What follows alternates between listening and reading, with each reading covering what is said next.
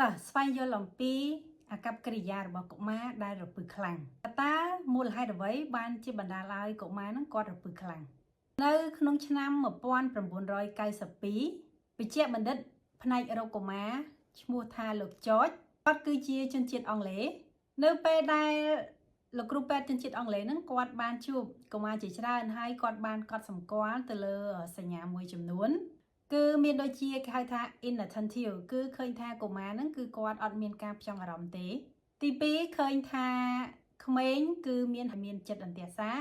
អត់ចេះរងចាំចង់បានអ្វីមួយគឺចង់បានភ្លាមតាមតែចិត្តខ្លួនឯងចង់3គាត់ឃើញក្មេងហ្នឹងមានអាកប្បកិរិយាគេហៅថា hyperactivity គឺជាកុមារដែលល្ពៅខ្លាំងនៅអត់ស្ងៀម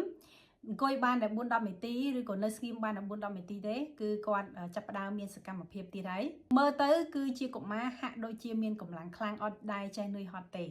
នៅឆ្នាំ1987វិញខាងគ្រូពេទ្យហើយនិងអ្នកវិទ្យាសាស្ត្របានសម្រេចដាក់ឈ្មោះឲ្យកុមារដែលគាត់មានសកម្មភាពទាំង3ខាងលើហៅថា attention deficit disorder គឺអក្សរកាត់ ADD ហើយរហូតដល់សប្តាហ៍ថ្ងៃនេះគឺខាងគ្រូពេទ្យគាត់បានដាក់រោគវិនិច្ឆ័យមួយទៀតឲ្យបានកាន់តែច្បាស់តាក់ទងជាមួយនឹងកុមារល្ពៅខ្លាំងគឺហៅថា attention deficit hyperactivity disorder អក្សរកាត់ហៅថា ADHD មូលហេតុតាក់ទងដែលបង្កឲ្យកុមារមានបញ្ហា ADHD គឺធ្វើឲ្យកុមារបាត់បង់នូវការផ្ចង់អារម្មណ៍ធ្វើឲ្យកុមារល្ពៅខ្លាំងធ្វើឲ្យកុមារនឹងមានចិត្តអន្ទះសារអត់មានចិត្តក្នុងការរងចាំតាក់ទងជាមួយនឹងមូលហេតុគឺមិនទាន់មានឯកសារបញ្ជាក់ច្បាស់លាស់នៅឡើយទេថាគឺបណ្ដាលមកពីកត្តាអ្វីមួយនោះតាក់ទងជាមួយនឹងមូលហេតុដែលបង្កឲ្យមានបញ្ហា ADHD គឺអ្នកវិទ្យាសាស្ត្រមិនទាន់បានធ្វើការបញ្ជាក់ឲ្យបានច្បាស់លាស់ថាបណ្ដាលមកពីកត្តាអ្វីឲ្យពិតប្រាកដនោះទេក៏ប៉ុន្តែនៅពេលដែលអ្នកវិទ្យាសាស្ត្របានសិក្សាទៅលើកុមារដែលមានបញ្ហា ADHD គឺគាត់បានកត់សម្គាល់ឃើញថាក្នុងចំណោមកុមារទាំងនោះគឺអាចតាក់ទងមកពីទី1គេថាកត្តាដំណើរពូជគេថា generic factor គឺភាគច្រើនក្នុងចំណោមកុមារដែលមានបញ្ហា ADHD គឺអ្នកវិទ្យាសាស្ត្រហ្នឹងគ្រូពេទ្យហ្នឹងតែងតែរកទៅឃើញថាមានបងប្អូនឬក៏ជីដូនមួយឬក៏សាច់ញាតិហ្នឹងគឺគាត់មានបញ្ហា ADHD ដែរកត្តាទី2គេថា temperament គឺតាក់ទងជាមួយនឹងអត្តចរិត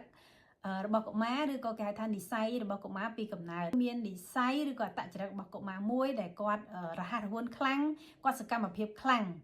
ដែលគេហៅថា choleric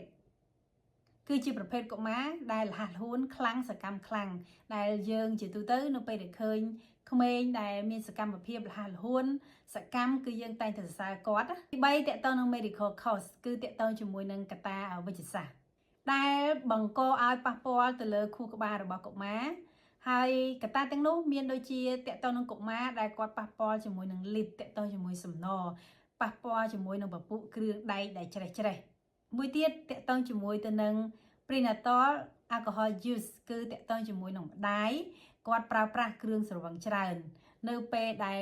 មុនកម្រងយកបុត្រអញ្ចឹងនៅពេលដែលស្ត្រីដែលគាត់ជួយចិត្តញ៉ាំស្រាច្រើនមួយម៉ាត់គឺជាមនុស្សដែលជួយចិត្តញ៉ាំស្រាគឺអ្នកវិទ្យាសាស្ត្ររកឃើញថាអត្រាដែលគាត់មានកូនគឺប្រឈមហើយកើតទៅលើបញ្ហា ADHD ហ្នឹងគឺច្រើនដែរកត្តាមួយទៀតតកតងជាមួយនឹង nutrition deficiency គឺតកតងជាមួយទៅនឹងកំឡុងពពោះឬក៏កូនកើតមកហ្នឹងគឺខ្វះនៅអាហារូបត្ថម្ភលើសពីនេះទៅទៀតអ្នកវិទ្យាសាស្ត្រក៏បានសិក្សាដែរចំពោះកុមារដែលមានបញ្ហា ADHD គឺច្រើនឃើញមានចូលរួមកត្តាដូចជាគាត់មានគេហៅថា anxiety គាត់មានបញ្ហាធុញថប់អារម្មណ៍ហើយនឹងមានបញ្ហា depression ហើយក៏តកតងនឹងអរម៉ូនមួយចំនួនទៀតដែរដែលមានការថយចុះហើយនឹងជាពិសេសគឺអរម៉ូន dopamine ហើយក៏តកតងជាមួយវីតាមីនដែរបើសិនបើខ្វះនៅវីតាមីនមួយចំនួនក៏អាចប៉ះពាល់ទៅលើអាកប្បកិរិយារបស់កុមារដែលបង្កឲ្យចេញគេថា hyperactivity គឺជាពិសេសគឺតកតងវីតាមីន D មួយទៀតក៏តកតងជាមួយទៅនឹងក្មេងដែលមានបញ្ហា learning disability គឺជាកុមារដែលគាត់មានពិការភាពផ្នែកការរៀនសូត្រ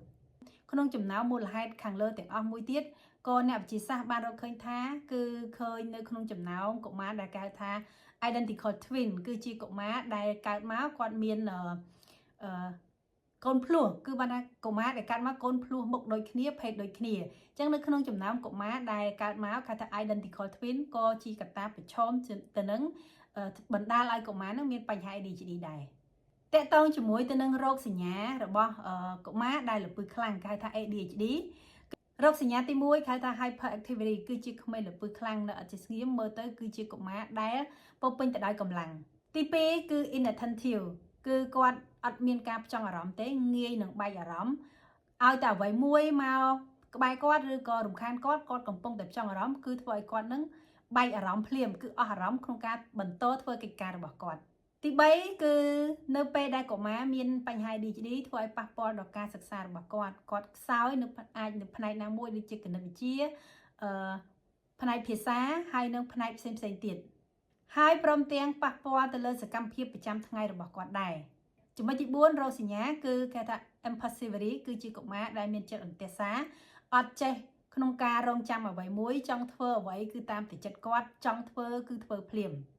ទី5គាត់អត់ចូលចិត្តការងារណាដែលប្រើប្រាស់ខួរក្បាលទេបានន័យថាតកតងជាមួយនឹងការងារដែលប្រើប្រាស់ខួរក្បាលគិតគឺកុមារគាត់អត់ចូលចិត្តទេតកតងកុមារ ADHD ហើយកិច្ចការណាដែលសាំញ៉ាំច្រើនក៏គាត់អត់ចូលចិត្តដែរ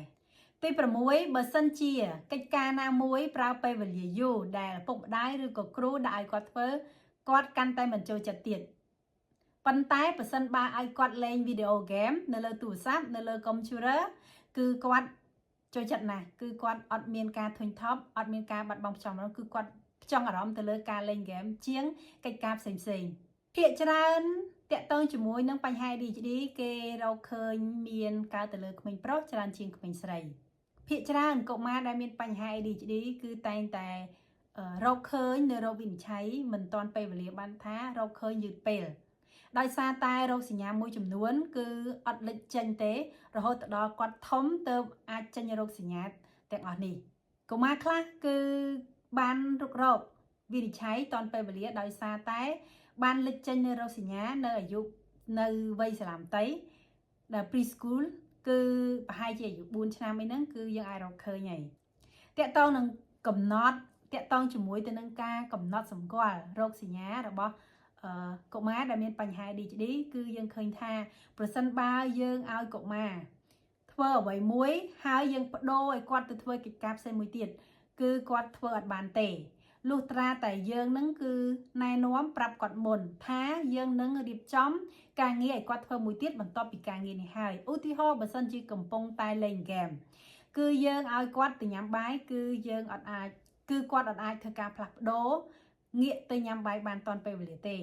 ឬក៏កំពុងតែញ៉ាំបាយយើងឲ្យគាត់ទៅធ្វើអ្វីមួយទៀតក៏គាត់អត់អាចទៅធ្វើបានដែរលុះត្រាតែយើងត្រៀមខ្លួនជាមុនប្រាប់គាត់ជាមុនដើម្បីឲ្យគាត់ធ្វើការផ្លាស់ប្ដូរសរុបសេចក្តីមកវិញតកតងជាមួយនឹងបញ្ហាដែលក្មេងរពឹងខ្លាំងដែលគេថា hyperactivity គឺអ្នកវិទ្យាសាស្ត្រគាត់បានរកឃើញថាកើតទៅលើក្មេងប្រុសច្រើនជាងក្មេងស្រីហើយមូលហេតុគឺបណ្ដាលមកពីកត្តាជាច្រើនប៉ុន្តែមិនទាន់មានឯកសារណាបញ្ជាក់ច្បាស់លាស់ទេ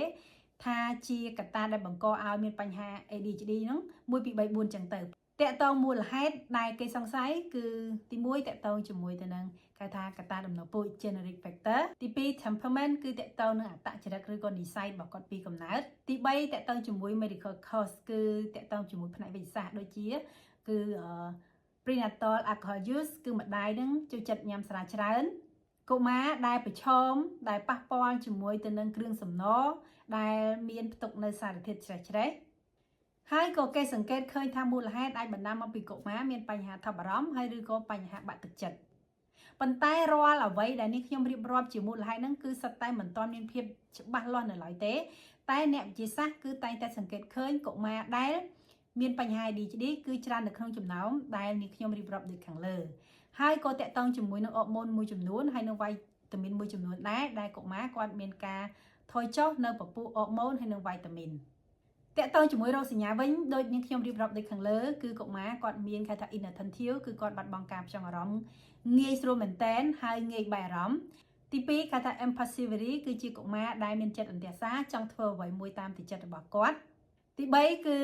ជាប្រភេទកុមារគេហៅ hyperactivity គឺជាកុមារដែលរពឹងខ្លាំងមើលទៅពោពេញទៅដោយថាមពលរោគសញ្ញាកត់សម្គាល់មួយទៀតបើសិនបើយើងឲ្យកុមារផ្លាស់ប្ដូរពីសកម្មភាពមួយទៅសកម្មភាពមួយទៀតគឺគាត់ពិបាកក្នុងការ ផ្លាស់ប្ដូរទៅលុះត្រាតែយើងណែនាំគាត់មុនឬក៏ប្រាប់គាត់ទុកជាមុនកុមារដែលមានបញ្ហា ADHD ហ្នឹងគឺគាត់អត់ចូលចិត្តការងារណាដែលច្រើនកលើគ្នាឬក៏ការងារដែលធ្វើយូរឬក៏ការងារដែលប្រើខួរក្បាលខ្លាំងគឺគាត់អត់ចូលចិត្តទេតែបើសិនបើឲ្យគាត់ទៅលេងហ្គេមវិញគឺគាត់ចូលចិត្តដូច្នេះបើសិនបើកូនរបស់ពុកម៉ែបងប្អូនមានរោគសញ្ញាដូចនាងខ្ញុំរៀបរាប់ដូចខាងលើសូមប្រញាប់នាំកូនទៅពិគ្រោះជាមួយគ្រូពេទ្យជំនាញជាចុងក្រោយនាងខ្ញុំសូមអរគុណចំពោះពុកម៉ែបងប្អូនតែងតែគាំទ្រវីដេអូរបស់នាងខ្ញុំ